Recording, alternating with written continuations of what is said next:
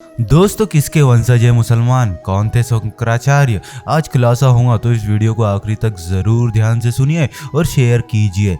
रामायण में सभी राक्षसों का वध हुआ था, लेकिन शूर्पणखा का वध नहीं हुआ था। उसकी नाक और कान काटकर छोड़ दिया गया था। वह कपड़े से अपने चेहरे को छुपा कर रखती थी। रावण के मर जाने के बाद वह अपने पति के साथ शुक्राचार्य के पास गई और जंगल में उनके आश्रम में रहने लगी। राक्षसों का वंश खत्म न हो, इसलिए शुक्राचार्य ने शिव जी की आराधना की। शिव जी ने अपना स्वरूप शिवलिंग शंकराचार्य को देकर कहा कि जिस दिन कोई वैष्णव इस पर गंगा जल चढ़ा देगा, उस दिन राक्षसों का नाश हो जाएगा।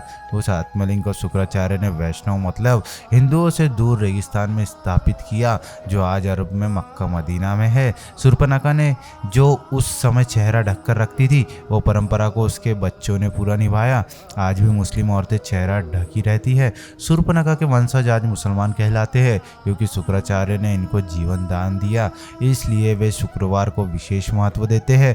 पूरी जानकारी तथ्यों पर आधारित सच है। जानिए इस्लाम कैसे पैदा हुआ। ध्यान से जरूर सुनिए। असल में इस्लाम कोई धर्म नहीं, एक मजहब है, दिनचर्या है।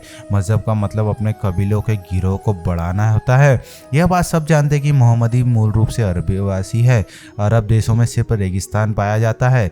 वहाँ जंगल नहीं है, पेड़ नहीं है, इसलिए वहाँ मरने के बाद जलाने के लिए लकड़ी न होने के कारण जमीन में दफन कर दिया जाता था। रेगिस्तान में हरियाली नहीं होती, ऐसे में रेगिस्तान में हरा चटक रंग देखकर इंसान चला आता, जो कि सूचक का काम करता था। अरब देशों में लोग रेगिस्तान में तेज धूप में सफ़र करते थे, इसलिए वहाँ के लोग सिर को ढकने के लिए टोपी पहनते थे, जिससे कि लोग बीमार ना पड़े।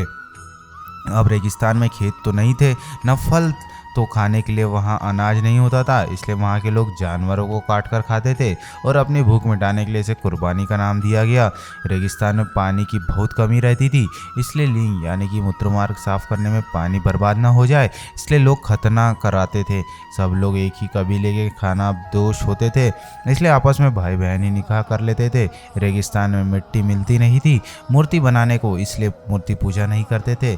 खाना बदोश थे, एक जगह से दूसरी जगह जाना पड़ता था, इसलिए कम बर्तन रखते थे और एक ही थाली में 5 लोग खा लिया करते थे। कबीले की अधिक से अधिक जनसंख्या बढ़ सके, इसलिए हर एक को 4 बीवी रखने की इजाज़त थी। अब समझे, इस्लाम कोई धर्म नहीं, मात्र एक कबीला है और इसके नियम असल में इनकी दिनचर्या है। दोस्तों, यह जानकारी अपने सभी मित्रों और फैमिली मेम्बर्स के साथ शेयर जरूर कीजिए। धन्यवाद।